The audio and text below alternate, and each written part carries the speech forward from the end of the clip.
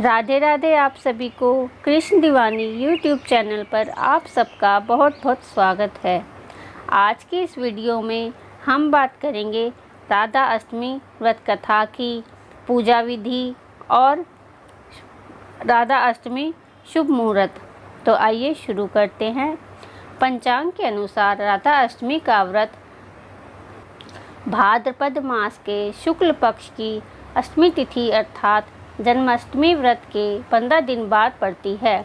इस साल राधा अष्टमी 14 सितंबर दिन मंगलवार को मनाई जाएगी।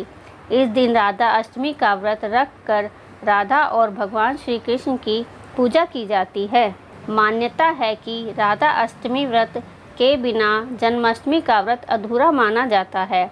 इसलिए राधा अष्टमी के व्रत का महत्व और भी अधिक बढ़ जाता है। राधा अष्टमी शुभ मुहूर्त 2021 14 सितंबर दिन मंगलवार। राधा अष्टमी प्रारंभ तिथि है 13 सितंबर दोपहर 3:10 तक से। समाप्ति तिथि है 14 सितंबर दोपहर 1:09 तक।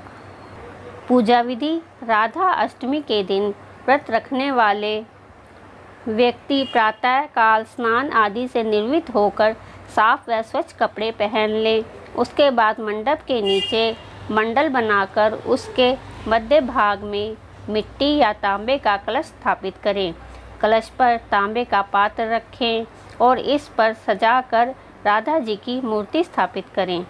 इसके बाद राधा जी का षोडशोपचार से पूजन करें। अब विधि विधान पूर्वक पूजन करके पूरा दिन उपवास रखें। दूसरे दिन श्रद्धापूर्वक सुहागिन महिलाओं को या ब्राह्मणों को भोजन कराएं तथा यथासंभव दक्षिणा प्रदान करें। राधा अष्टमी महत्व। धार्मिक मान्यताओं के अनुसार बिना राधा अष्टमी की पूजा के जन्माष्टमी व्रत अधूरा रहता है। ऐसे में यह व्रत अति महत्वपूर्ण हो जाता है। कहा जाता है कि राधा अष्टमी का व्रत करने से सभी पापों का नाश होता है। सुहागिन महिलाएं इस दिन व्रत रखकर राधा जी की पूजा करती हैं। इससे उन्हें संतान सुख और अखंड सौभाग्यवती की प्राप्ति होती है। राधा अष्टमी व्रत करने से घर में माँ लक्ष्मी आती है और सभी मनोकामनाएं पूरी होती हैं। पौराणिक कथाओं में यह भी कहा गया है कि जिन लोगों पर राधा जी प्रसन्न हो जाती है उन पर श्री कृष्ण अपने आप प्रसन्न हो जाते हैं। श्री कृष्ण प्रिया राधा रानी के प्रकटय दिवस पर व्रत रखने से भगवान श्री कृष्ण भी प्रसन्न होते हैं और मनोवांछित फल प्रदान करते हैं। राधा नाम संसार में सभी दुखों को हरने वाला है। मान्यता के अनुसार इस व्रत को करने से धन की कमी नहीं होती और घर में बरकत बनी रहती है। आइए अब सुनते हैं राधा अष्टमी व्रत कथा। भाद्र मास के शुक्ल पक्ष की अष्टमी को राधा अष्टमी यानी राधा रानी के प्रकटय दिवस के रूप में मनाया जाता है। द्वापर युग में इस पावन तिथि पर देवी राधा का जन्म हुआ था। पौराणिक कथाओं में बताया गया है कि राधा जी का जन्म कीर्ति माता के गर्भ से नहीं बल्कि विष्णु भानु जी की तपोभूमि से प्रकट हुई थी। ब्रह्मोवर्तवेद पुराण में राधा जी के जन्म की कथा बताई गई है। वो इस प्रकार है। राधा श्री कृष्ण के साथ गोलोक में निवास करती थी। एक बार देवी राधा गोलोक में नहीं थी। उस समय श्री कृष्ण अपनी एक सखी विराज के साथ गोलोक में विहार कर रहे थे। राधा जी यह सुनकर क्रोधित हो गई और तुरंत श्री कृष्ण के पास जा पहुंची और उन्हें भला बुरा कहने लगी। यह देखकर कान्हा के मित्र श्री दामा को बहुत बुरा लगा और उन्होंने राधा को पृथ्वी पर जन्म लेने का श्राप दे दिया। राधा को इस तरह क्रोधित देखकर विराजा वहाँ से नदी रूप में चली गई।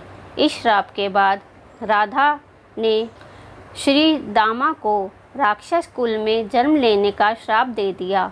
देवी राधा के श्राप के कारण ही श्री दामा ने शंखचूड़ राक्षस के रूप में जन्म लिया।